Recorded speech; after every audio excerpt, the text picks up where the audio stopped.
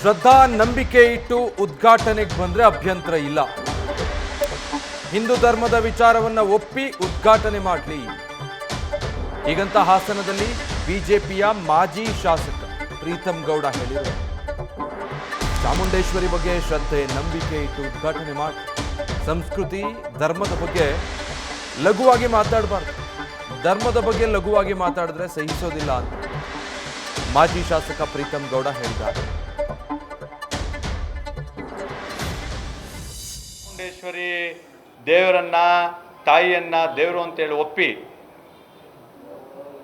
ತಾಯಿಯ ಪೂಜೆ ಮಾಡೋದಕ್ಕೆ ಉದ್ಘಾಟನೆ ಮಾಡೋದಕ್ಕೆ ಹೋಗುವಂಥ ಯಾವುದೇ ಧರ್ಮದ ಯಾವುದೇ ಮಹಿಳೆ ಆಗ್ಬೋದು, ಯಾವುದೇ ವ್ಯಕ್ತಿ ಆದರೂ ಅವ್ರಿಗೆ ಸ್ವಾಗತವನ್ನು ಕೊಡ್ತೀವಿ.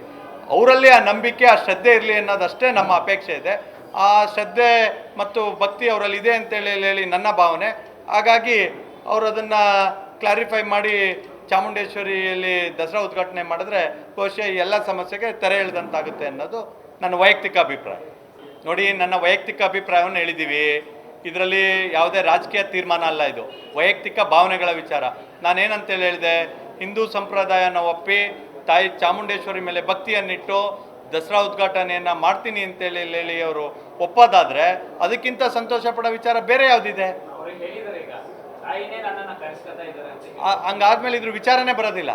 ನಾವು ಯಾರನ್ನು ವಿರೋಧ ಮಾಡೋದಕ್ಕೆ ಪ್ರಶ್ನೆನೇ ಇಲ್ಲ. ಅವರು ಹಿಂದೂ ದೇವತೆ ತಾಯಿ ಚಾಮುಂಡೇಶ್ವರಿಯನ್ನು ಒಪ್ಪಿ ದಸರಾ ಉತ್ಸವ ಅನ್ನೋಂಥದ್ದು ನಾವು ಭಾಳ ವಿಜೃಂಭಣೆಯಿಂದ ಹಿಂದೂ ಧರ್ಮ ನಡೆಸೋಂಥ ಒಂದು ಕಾರ್ಯಕ್ರಮ. ಆ ಕಾರ್ಯಕ್ರಮವನ್ನು ಉದ್ಘಾಟನೆ ಮಾಡಿಕೊಡ್ತೀವಿ ಅಂತೇಳಿ ಹೇಳಿದ್ರೆ ನಮಗೇನು ಸಮಸ್ಯೆ? ಯಾವುದೇ ಸಮಸ್ಯೆ ಇಲ್ಲ.